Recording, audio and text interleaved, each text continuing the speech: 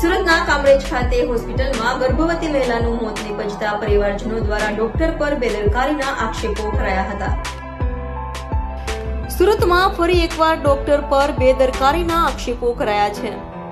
વાત એમ છે કે સુરતના કામરેજ ખાતે રહેતા મિત શિરોયાની પત્ની ગાયત્રીબેન ગર્ભવતી હોય જેઓને કામરેજની હોસ્પિટલે ખસેડાઈ હતી, જ્યાં સારવાર દરમિયાન મહિલાનું મોત નીપજ્યું હતું, જેને લઈ પરિવારજનો દ્વારા ડોક્ટરની બેદરકારીથી ગર્ભવતી મહિલાના મોતના આક્ષેપો કરાયા હતા, જેને લઈ સ્મીમેર હોસ્પિટલ ખાતે મૃતક ગર્ભવતી મહિલાનું પીએમ કરાયું હતું।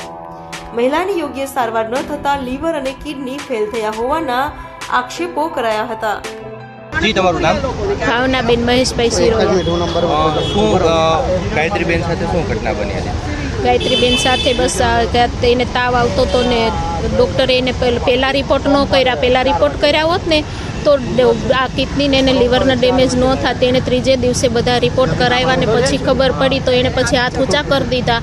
એણે એમ કીધું કે આ કિરણમાં જાઓ ને સ્મીમેરમાં અમને ઇમરજન્સીમાં તાત્કાલિક અહીંયા અમે સ્મીમેરમાં આવ્યા અને અહીંયા આવ્યા એટલે એમ કીધું કે બાળકના ધબકારા તો બંધ જ છે અને એ લોકોએ અમે આવ્યા ત્યાં સુધી કીધું બાળકના ધબકારા ચાલુ છે, તો બાળકના ધબકારા તો 2 દિવસથી બંધ થઈ ગયા હતા। મેં એને કીધું અમે તને 5 આપી પણ અમારે 2 કેસ સાજા જોઈએ એટલે એને હાથ ઊંચા કરી દીધા। એને હાથ ઊંચા કરી દીધા। એ કે ના હવે મારથી આ કેસ નહીં સોલ્વ થાય। એ કે ત્યાર પછી ક્યાં લઈ આવ્યા? અહીંયા સ્મીમેરમાં અમને નોર્મલ ડિલિવરી કરી આપી, બહુ સારી ટ્રીટમેન્ટ આપી સ્મીમેરમાં, નોર્મલ ડિલિવરી કરાવી દીધી। બાળક મૃત્યુ પામેલો હતું તોય નોર્મલ ડિલિવરી કરાવી દીધી અહીંયા, અને બનતી કોશિશ બહુ ડૉક્ટરોએ કોશિશ કરી પણ ગાયત્રીબેનનો બચ્યા।